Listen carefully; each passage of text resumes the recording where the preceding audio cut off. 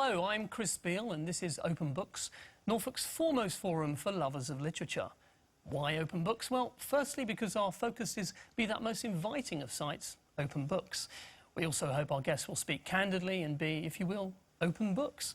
And finally, we trust that the show's title will not command but cajole viewers. For goodness sake, open books. Our guest tonight is a broadcaster who has recently stepped out of the radio studio and onto our bookshelves, though not literally, I hope. Let's take a look. My guest today is a broadcasting colossus. He first entered our lives as a sports journalist, where he did a great deal to champion the use of women in sport. It's a great model, it goes like a bomb, and the car's not bad either. Come on, let's go burn some rubber. He was hugely successful, Spunky lady! but soon became disillusioned with sports reporting. It's really quite wet here. Really is quite wet. It was horrible. Really awful. Just 2 years later, he found prime-time stardom as a host of his own television chat show. Well, frankly, my dear, I don't give a damn. Of course I do. Of course I give a damn. But his flirtation with BBC television was to end in an unfortunate incident. Careful with that. What happens now? Having left the corporation, Alan struggled with depression and weight gain. Crash!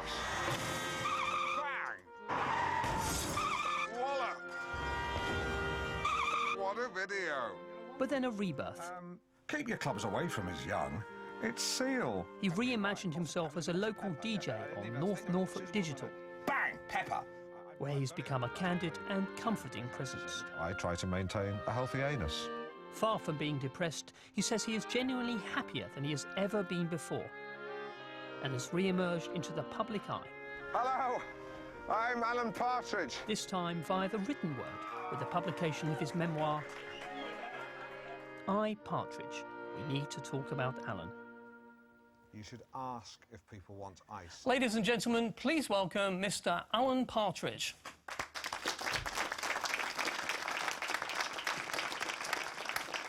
Good evening to you, Alan. And also to you. Now, we always start on Open Books by asking our authors about their relationship with literature. First of all, Alan Partridge and literature aren't ideas that necessarily sit together in the mind's eye. No, but I think they do in the brain's ear. Right, and what would you mean by that? Yeah, good question. How did you discover your gift for writing, Alan? Well, I was touched deeply by an English teacher at school, and I found that very exciting. And I knew I was good at literature because, of course, for my work that year, I got straight A's. And did that come in useful as a broadcaster? I did. I remember amending marketing material when I was at Saxon Radio in Bury St Edmunds, and I realised I had something special. The blurb about my show was littered with over-familiar references to Alan. I was changing the to Partridge, or Mr Partridge, when I realised I was also slightly improving the copy itself. For example, I changed the phrase latest chart music to freshest pop sounds. Right. And the best of our output to the cream of our discharge. And people really sat up and took notice after that. Yeah, and that's when I realised I had a gift. If you don't mind me saying, I rather like your choice of clothes this evening. It makes you look like a country gent. No, it doesn't. It makes me look like a writer. Great choice of colours, anyway. Thank you. I've primarily gone for ox blood and mustard. Sounds like soup of the month. Ugh, I'm sure I'd enjoy the taste of that. I prefer broccoli and Stilton. Let's move on now and talk about your book. It's titled I, Partridge, We Need to Talk About Alan. That's my book. And as ever, on Open Books, we've asked a local book club to run the rule over the week's book. This week's group are from Bickling near Aylsham. Welcome. Hello there. Hello. And we'll be hearing from you a little later on to find out in general. What did you think of the book? Did you like the book, guys? Yes. Yes. Yes. Great. Now, Alan has very kindly agreed to read some selected passages from his autobiography. This is from a chapter entitled Beginnings. Where's the book? It should be there. Pitter-patter goes the rain on the window. Pitter-patter, pitter-patter. And outside, cars zoom up and down the road, some of them dropping down to second gear to turn right into Gayton Road. On the pavement, people hurry and scurry, both to and fro. A clap of thunder, bam! And some pretty gusty wind. Everyone agrees it's a pretty dramatic evening all round. Pan right, it's a hospital room. A clammy pregnant woman lies spread-eagled on the bed and is about to produce pitter-patter of her own. She's not going to wet herself, although that is often a distressing side effect of childbirth. I'm referring to the pitter-patter of children's feet. Stand back, says the midwife. Her contraptions are massive. Looks like Anthony Eden's going to be named Prime Minister, mutters a nurse as she strolls past the door. Chelsea are about to win the First Division title, replies an orderly, almost certainly not educated enough to follow politics. In the corner of the room, Rock Around the Clock by Bill Haley blasts quietly from the radio. You see, this wasn't now, this was then. The present tense used in the previous passage is just a literary device, so that the next bit comes as a total surprise. The scene is actually unfurling in 1955. The hospital, the Queen Elizabeth Hospital in King's Lynn. The sweaty woman, Mrs. Dorothy Partridge, my mother, and the child's head slithering from her legs. It belongs to me. The child was I, Partridge. You've done it! Brilliant pushing, says the midwife. She holds the newborn baby aloft, like a captain lifting a fleshy World Cup. And then the child throws back its head and roars the roar of freedom. The noise is relatively nonsensical, but no less intelligent than most babies would produce. In fact, probably a bit more switched on than average. In many ways, the proud wail that burst forth from my lungs was my first broadcast, delivered to an audience of no more than 8. That still equated to an audience share, in the delivery room at least, of a cool 100%. Not bad, I probably thought. Not bad at all. So would you describe yourself as a book enthusiast? Yeah, I'm a bibliophile. My house is brimming with books. I've got books in the garage. I've got into excess of 100 books in 2 cardboard boxes. One box was for a microwave, the other was, I don't know, can't remember, just, yeah. But definitely in excess of 100. Right, and what would... So I'm a bit nervous. That's OK, have some water. Sorry. Crisps. That was what the box I brought before Christmas. Christmas. I love wordplay. You sound really, quite the collector. Yeah, people do often, come to my house and they see all the books and they say, "Oh, who's the reader?" And I reply, "I am." I know the feeling, though, Alan. So many books, but just so little space. I know, and a lot of them we'll never read, Martin. Chris. I know. Richard Hammond's autobiography, for example, which I bought from a car boot sale as a favour to him, came out of the boot of a car, much like he did at high speed. Are you someone who finds it hard to throw books away? You hear of these idiots, that burn books, but the only book I've ever burned is the Kama Sutra. I had a browse, but I thought the women in it were just a bit too slutty. Right. Well, I can certainly tell you're an avid reader. Yeah, oh yeah. I mean, I'll read anywhere, Richard. I'll read on the sofa, in the bed, in the bath. In the shower? No, come on. I mean, the only thing I do in the shower is wash my body and my hair. And what about the little men's room, the toilet? Well, yeah, we all read on the loo. I mean, I tend to read short recipes from a cookery book, so I can plan what's going to be the cause of my next visit. As twere. And holidays, are you a big holiday reader? Oh yeah, I'll take numerous novels with me and non-fiction. Fill the boot with luggage, basically as many books as I can get on the back seat and the front passenger seat. Right. And then just head north. Still, it's fair to say you're... Dales, where there are friends.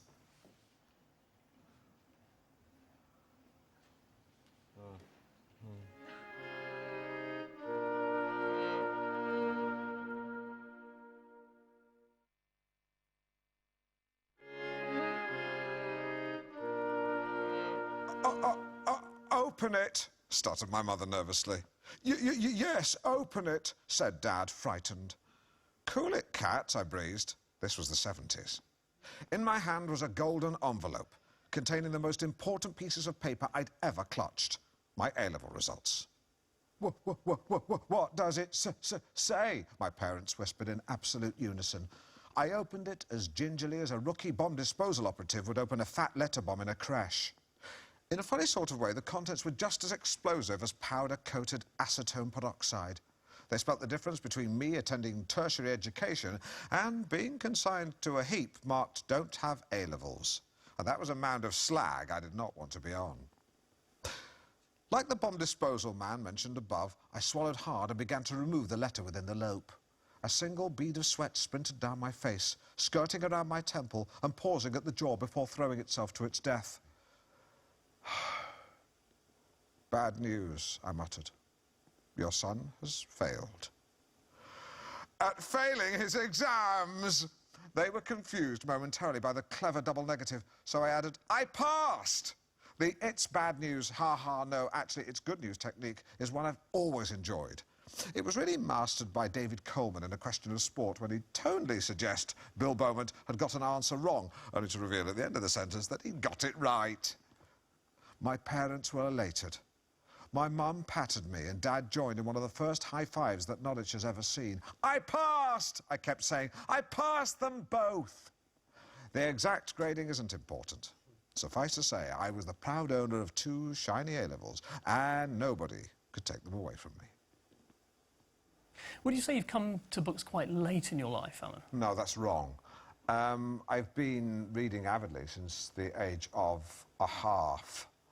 Of course, they were very rudimentary books. You know, some didn't even contain words. They were merely squeaked when you squeezed them, but they were certainly books nonetheless. In those books, my task might have been to identify and reproduce the sound emitted by farmyard or domestic animals, e.g. Cat, which would be... Meow. Yeah, but higher. Meow. Yeah, great. And how do you consume books? On good old-fashioned paper or on an electronic device? Oh, paper. Oh, paper, paper. There's something about the smell of a book, isn't there? You must, the feel... The smell, the aroma. The aroma, same as smell, that's the same as smell. But, yeah, the feel of the feeling when you sort of stroke your palm across the page, or the sensation of turning the page using a wet-licked finger. Oh, it's totally inspiring. I spent a lot of time in the British Library when I was researching my novel, Boy of Hope. Oh, yes, you sent that to me. Yes, I did. Did you ever read it? Oh, terrible title. Well, actually, funnily enough, the title, the choice of the title wasn't actually my own, so it's one of those things in publishing that I'm sure you're aware of. But the whole book is about the Crimean War, and many people don't know that children were used in vast numbers to relay messages between Central Command and the front line, but suffered appalling treatment. It really is harrowing. The central character is an 11-year-old messenger boy named Thomas Wallingford. Now, he is the Boy of Hope, hence the title. And he got through the whole conflict, only to be arrested for stealing carrots and was ultimately hanged. Tragic.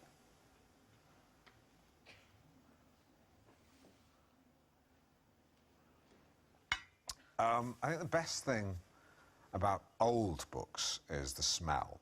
There's nothing quite like going up to the bookshelf and with your nose just beneath the spine of an old book and just breathing deeply. That familiar musty lungful, as it were. Yes, be careful. I once breathed something that blocked my windpipe for a second. I panicked, quickly gave myself the Heimlich maneuver and coughed up an old dead bee. But I love books, love old books. A lot of people say technology and books don't mix. That's true, with the exception, of course, of the bookmark with a mini torch on it. But these e-readers, they all have internet browsers, as if you need to surf the internet while reading. Well, you can't physically do that with a book, which means you can enjoy a good novel free from the nagging distraction of, hardcore online pornography, which is great for me, to know that when I'm reading a book, I know, like House of the Spirits by Isabel Allende. Isabel Allende. Allende. I simply cannot access images of an explicit sexual nature, however tempting or necessary that may be. Right. Time for another extract from Partridge. It's 1974 and Alan is about to begin studying for a degree. Yep, 1974 was a crazy, hazy time for Alan Partridge. The 60s had come to East Anglia, and it was a time of free thinking, free love, and in my case, free university accommodation. I was quite the man about town in Norwich, striding confidently through the dreaming spires and hallowed halls of East Anglia Polytechnic. Enigmatically, I decided to stay not in the woodworm-infested squalor of university halls, but to commute in from my home, my parents' home. Of course, it meant that I was something of a mystery man on campus, while my fellow students lived in each other's pockets and played out their debauched lifestyles for all to see. I was far less well known. I'd be glimpsed at the back of lecture halls, ghosting through the student union with a glass of cider, or shushing idiots in the library. And then I'd be gone. All this added to my aura, as did my idiosyncratic dress sense. Thick knit, zip-up cardigans, flared brown corduroys and shiny black pepper-pot brogues set me apart from the long-haired layabouts who bore an uncanny resemblance to the Guildford Four and some of the Birmingham Six. Irish long-haired layabouts wrongfully convicted of bombing England. It was a sexy time, and I enjoyed erotic and informative afternoons with a student whose essays I was writing. I'm happy to recall those eye-opening afternoons with me and Jemima sitting bollock naked on her bed, me exploring her body with my quivering hands, while she coquettishly feigned indifference by reading album sleeves or smoking. Young I may have been, but I was confident enough to speak my mind. This strutting young, cock-certain Alan would often dish out compliments as he perused and felt her body. "You're a really busty woman, Jen," I said once. "One of the bustiest on campus." "Thanks," she said through her cigarette. "You've got quite a long torso, but your legs aren't in the least bit thick. Believe me, if I didn't have lectures, I'd love to kiss you from top to bottom and from side to side, also diagonally. Things like that." Alan, let's turn back to literature now. Do you fear the dumbing down of books? Not really. If I see a young woman sitting on a grassy knoll, you know, or on a park bench, reading Shopaholic Ties the Knot, I don't think that's a terrible book or a shit book. Right. I'm just pleased that she's reading. The good thing about that book, of course, is that the title fully explains the plot, so that if you don't want to, you don't have to read it. See. So you can save a lot of time if, for example, you know, the Da Vinci Code was called Church Puzzle Collection. True. Or if they, you know, renamed Tom Clancy books, I don't know, Harrison Ford thinks the government are on his side, but actually they're not. Literary shorthand, if you will. And yeah. Of course, Dickens was wonderful at that. Oh, Dickens. Wonderful. Of course, he'd communicate complex characters by giving them such evocative names. Yes, yeah. One thinks of Pip, Smike, Mrs. Cruncher. Yeah, Mr. Tickle. Oh, no, it's the Mr. Man. Mr. Man.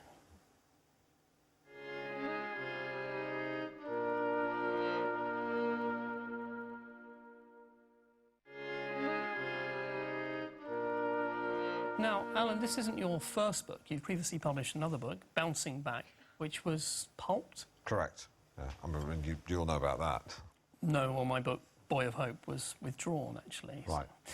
But does it bother you that Bouncing Back is no longer with us? No, I don't really think it's gone. It's like biscuits, you know. If you pop a packet of biscuits, you haven't lost some biscuits, you've gained, you know, the base of a cheesecake. Right. Besides, Bouncing Back was going on to a very exciting new life as recycled paper. And one particularly unkind reviewer... we've all had them. We've all had them, so I know you have. Yeah. But he said he wouldn't wipe his arse with it. Oh, right. His words, not mine. Well, if he buys his toilet roll at Tesco, he may well have done. So it doesn't bother you at all? No. Clearly. Right. OK, well, let's have a question from the audience. The gentleman in the yellow jumper. Primrose yellow. Primrose yellow, indeed.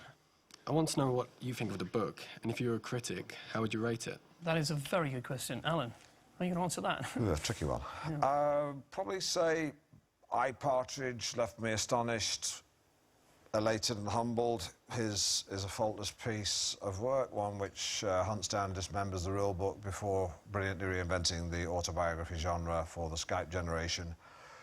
Candid and touching, wry yet powerful, Partridge is truly a book for our times, and around a tenor for 87,000 words. Partridge is no slouch in the value for money department either. 5 stars out of 5, something like that. Are you a twin?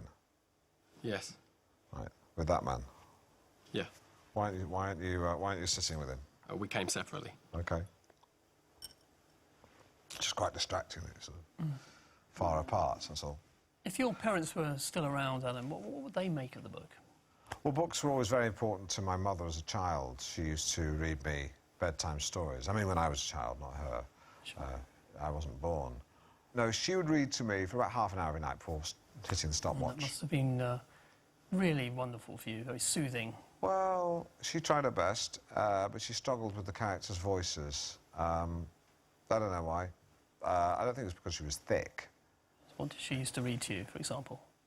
Well, I remember a half-hearted attempt at Paddington Bear, which she made sound German. The same with Rupert the Bear. She basically Germanised any bear, which ruined it, you know, for me. But on the flip side, she did an outstanding noddy. And what about your dad, your father? Would he have enjoyed the book? Well, Pop and I had a very difficult relationship, although I must say it's much better now that he's dead. Right. Was he a keen reader, Alan? Martin, he wasn't.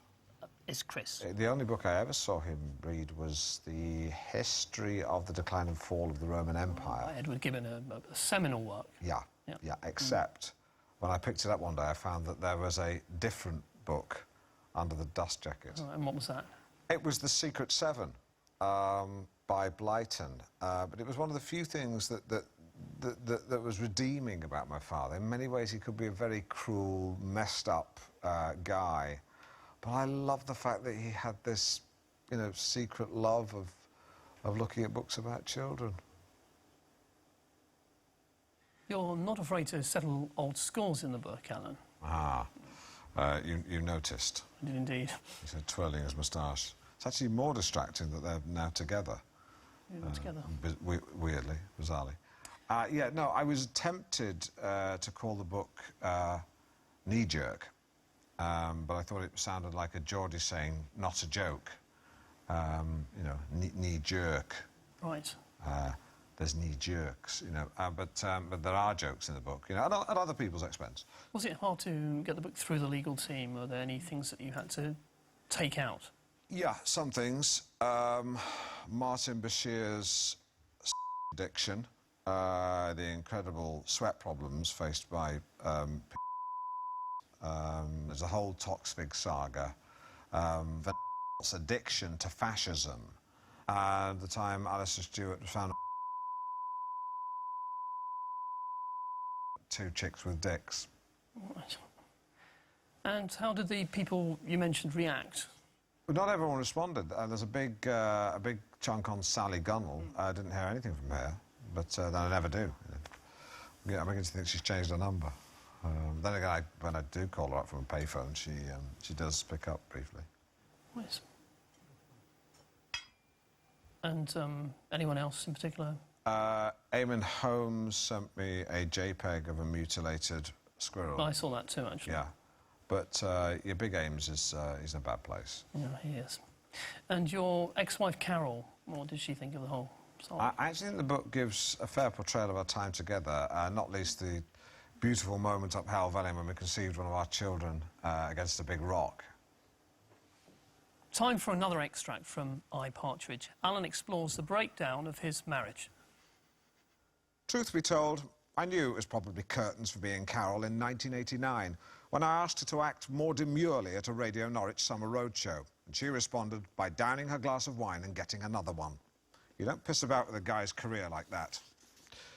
I first got wind of Carol's infidelity when she came home from the gym wearing a pair of black Asics cycling shorts after having gone out wearing blue Adidas ones.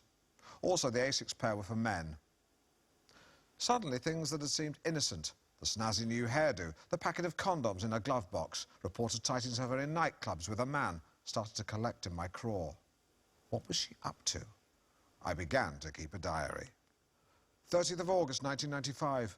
Carol smells of a new aftershave. Lom, I think. But I'm still using a giant bottle of Pagan Man. It was an ex-display model off a ferry. 26th of October, 1995. Carol 40% less randy than this time last year. Menopause or sourcing sex from alternative supplier. 8th of December, 1995. Struggling to find a spare moment to confront Carol. She's always at the ruddy gym. 21st of December, 1995. Had a long chat with Bill Oddie, an experienced birder. He lent me his binoculars and gave me some advice on how to remain still for long periods of time and go completely undetected in undergrowth and shrubbery. 22nd of December, 1995. Told Carol I was off to the office, then set up a vantage point opposite the house, binoculared her, entering the premises with a man, then shutting the bedroom curtains. This French-smelling sex provider was Carol's fitness instructor. Far from being French, He was actually from Luton. His only Frenchness was his cowardly duplicitousness and the kissing he did with my wife. I was waiting for Carol when she got back from the gym that evening. She breezed into the kitchen as I sat at the kitchen table with a bottle of wine. I hadn't drunk from it or opened it. Drinking during the day makes me nauseous, but I think the effect worked. Been enjoying yourself, I said, but with loads of emphasis so that it was quite clear that enjoying might have a double meaning. Mm-hmm, she said, like she didn't have a bloody clue. Have a nice time at the gym, I said, making inverted commas around the word gym with my fingers. Yes, she said. Her knowledge of mimed punctuation was pitiful. Have a good workout, I said, slotting my right forefinger in and out of a hole I'd made between the thumb and forefinger of my left hand. Yes, she said, not a flicker. Who doesn't understand the finger sex mime, for God's sake? I lost it, throwing my empty wine glass crashing to the floor, but it landed in the carpet of the hall in one piece. Careful, she said, suddenly irritated. You nearly broke that. What, like you broke my heart? Silence. I was particularly pleased with that line, because it's the sort of thing that I usually think of long, long afterwards and then admonish myself for not having come up with it at the time. I know, Carol. I know. But then she turned to face me and looked so sad that I started to cry on her behalf. She picked up the wine glass and handed it to me so I could have another go, and this time it clattered onto the liner where the stem snapped. Still not the smithereen effect I wanted, but better than before. Thanks, I said. The doorbell went. Bill Oddie was there. I opened the door to him and was just saying, "This isn't a good time, Bill," when he saw Carol. He could see I'd been crying and was clearly doing the mental maths. No one spoke for a while, and then Carol gathered up her things, brushed past us and headed back to the Micra. She turned on the ignition, and a blast of The Winner Takes It All came through the speakers before she could switch it off. I began to cry, and she looked at me through the windscreen and reversed very proficiently onto the road. We watched her go until she disappeared round the corner, at which point we stopped watching. I noticed Oddie was just standing there. "Not a good time, Bill." "Yeah, I know," he said. "I just wanted my binoculars back." OK, so time for another question. Hello, sir. Yes, you in the front row. I really enjoyed the book, Alan. It made me cry. Oh, sorry. My son came in and I was crying, and he said to me, "Dad, why are you crying?" I said, "It's the book I'm reading. It's making me cry." So he said, "Stop reading the book then." And I said, "Just because it's making me cry doesn't mean it's a bad thing. You know, you can still cry and be happy." Authors often tell us that their, thank you, state of mind shows a big role in how they write about the world. So how about you? Are you in a happy place, Alan, at the moment? I'm in a delighted place. I'm so happy that I sometimes wake up laughing because I'm doing so well. My career's strong. I've got a good group of friends, and crucially, I live in a large detached house. I mean, the other day I went into my double garage, stood there and thought, my garage is bigger than some people's entire flat. You know, I wasn't bragging because I didn't say it out loud, and it's a fact. You know, it's just a factual thought. Right. OK, well, time for another question. Anyone in the audience? Had you anyone else? What about the chap with the hat on? Chap with the hat. Did you like the book? I've come with him. Right. Okay. Question from you. The guy who bullied you at school, he was horrible, wasn't he? Yeah. I mean, is that your question? No, it's yeah, that's what it is. Yeah, he was. Yeah, he wasn't too nice. Wasn't too keen on him. He was horrible. It's true. Okay, well, let's examine really horrible. Examine your writing process, Alan. I haven't done anything. There's an incredible level of detail in your book. Of course, most writers say that the research takes way longer than the writing. How do you feel about that? That's a very good question. How do you decide which bits to include and which bits to omit, to leave out? Well, I began by mapping the major events of my life on a large whiteboard that I bought second-hand from a special needs school. We got a very good deal, actually. They gave me a discount because I said I'd come back and give a talk to the kids on the history of fire. And where do you like to do your writing? Roald Dahl famously wrote in a converted shed at the bottom of his garden, of course. I did think about that. That's much better, by the way. You know, I did think about that, but there's so much stuff piled up in my shed. If I try to open my door, the Black & Decker workmate will fall on me, and it will kill me. Oh, I imagine that it must be hard to summon up the feelings you felt at the time when you're just You know, there you are, Alan Partridge, just sat there in your study. No, no. If I want to summon up anger, I will eat an entire bag of Skittles. And after a brief sugar high, I'll usually fall asleep with my forehead on the computer's trackpad. Later on, my assistant will come and rouse me, see the rectangular mark on my head and say, "You've fallen asleep with your forehead on the trackpad again." Well, I'll say yes, and then she'll just open a window. Right.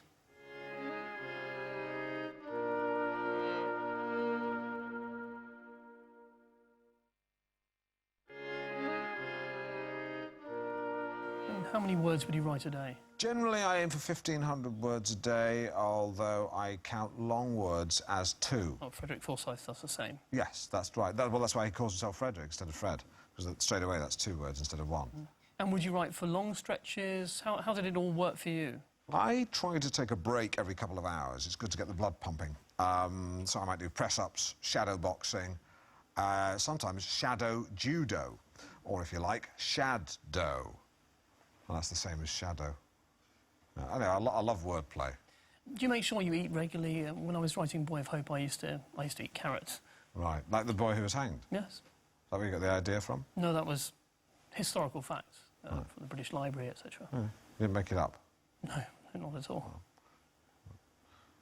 But moving on to you, what's your regime eating-wise? I keep boiled eggs in a bowl in a drawer. Do you? Yeah, for snacking. But it's important to keep one eye on fibre content. Early on in the writing of the book, I got that badly wrong, and I spent 4 days without going. It's a long time. My cleaner said I turned yellow. In the end, I was so desperate, I just knocked back 2 pints of milk and magnesia. And did that work? Oh, yeah. Christ, yeah. Be careful what you wish for. I mean, I passed out. Just thank God I was in a forest by a river. I burnt my clothes, waited till it was dark, and then just ran home. Moving on to a question of literary style. At moments in the book, you switched to the present tense. Yeah. And I just wondered why you decided to do that. Well, now this is a technique I borrowed from Andy McNabb, who was actually the first person ever to do it in a book. So instead of saying, at midnight they started shooting at me, he'd say, "It's midnight, they're shooting at me." It makes the reader sit up and go, "Oh my God, is this happening now?" Yeah. OK, well, let's join our book group now to see what they thought of this device. Over to you. Yeah, good, I thought. Thank you. I wasn't quite sure. I didn't think it was all that helpful, the device. Having read the book, Alan. You haven't read the book. It's a bit rich to start criticising it if you... I said having read the book. What? Having read the book. Oh, right. Carry on. I mean, the one thing that leaps out is your preoccupation with form, in the sense that there's this constant tinkering with the author's voice.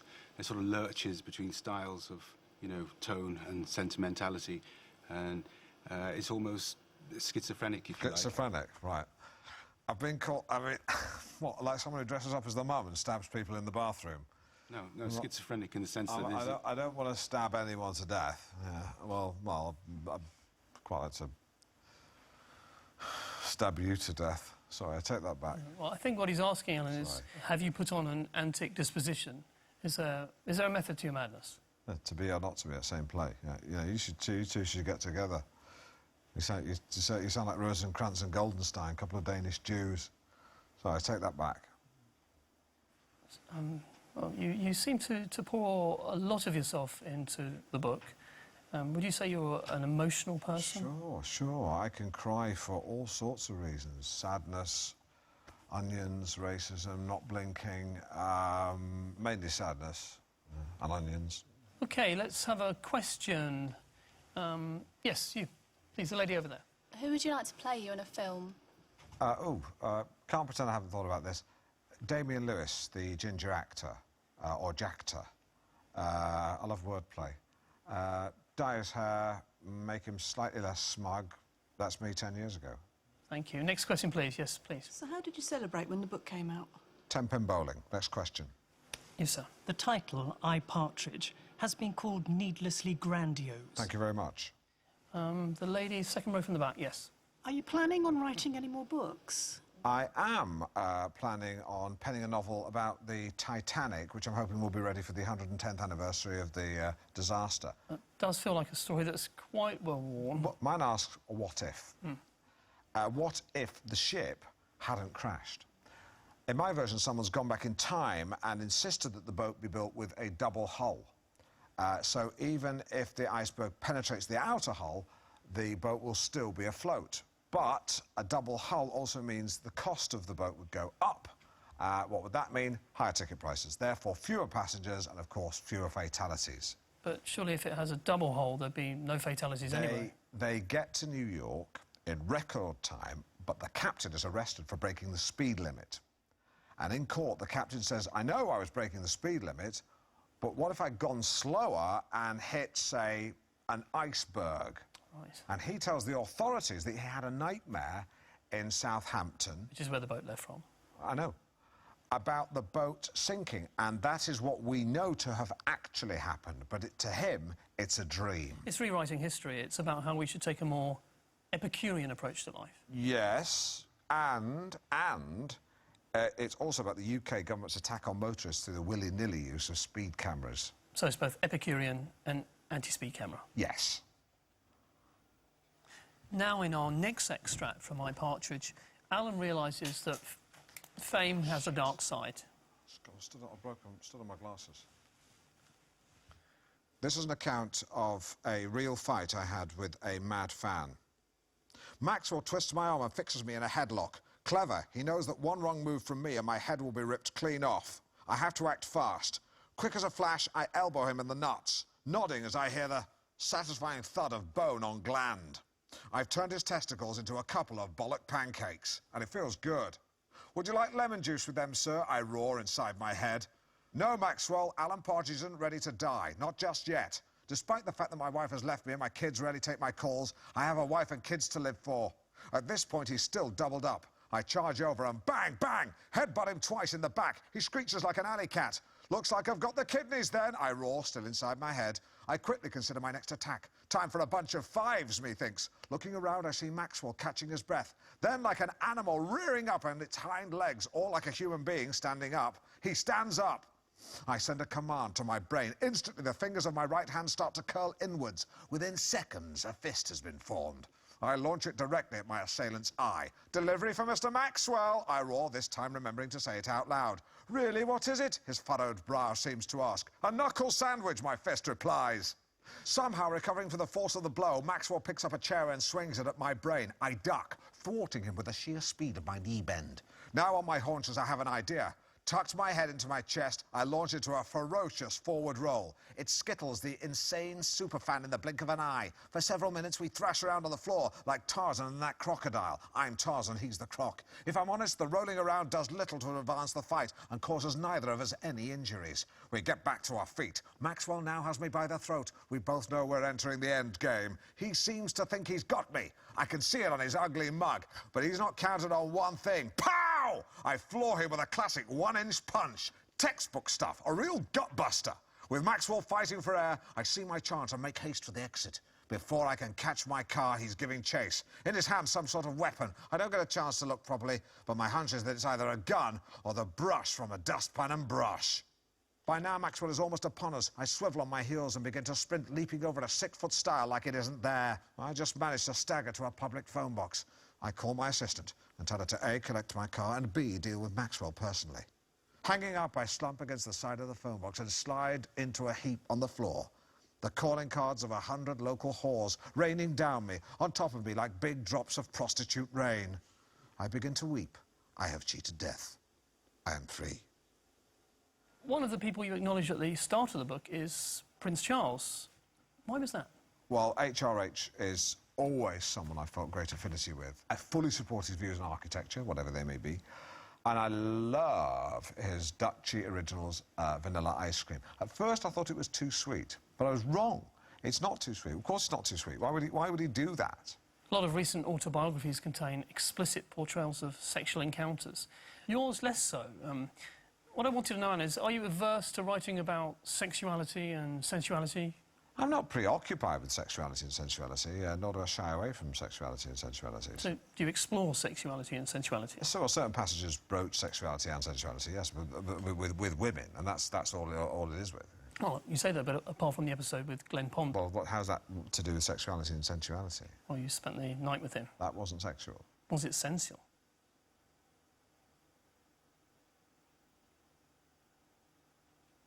I don't think so. But these days, if I see an attractive woman on a petrol station forecourt, I'll think nothing of striding over, inviting her for coffee, and if she agrees, I'll park up by the cash machine until she's filled up, then I'll head to the nearest Starbucks and she'll trail me there. And women actually agree to this, do they? No, not generally, but, when you're over 50, you have to accept a degree of humiliation. It's a numbers game, isn't it? If you run into a chicken shed with a truncheon and a bin bag, you're not going to get them all. Would you care to give us one final extract from your book?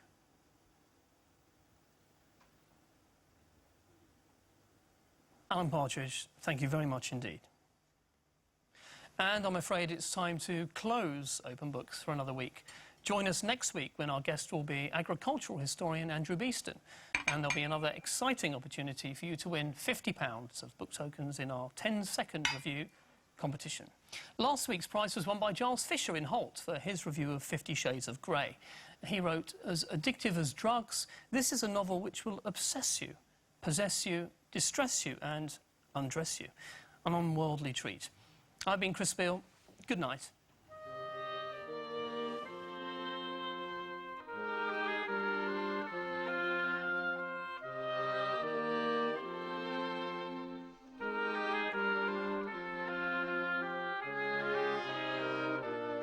Next on Sky, breaking news that Will McAvoy's in no state to fix here on Sky Atlantic in an all-new episode of The Newsroom. An unmissable Oscar winner, A Separations on Sky Movies Indie, and on Sky Arts 1 HD, Life After Blur, with Bananas, the story of gorillas.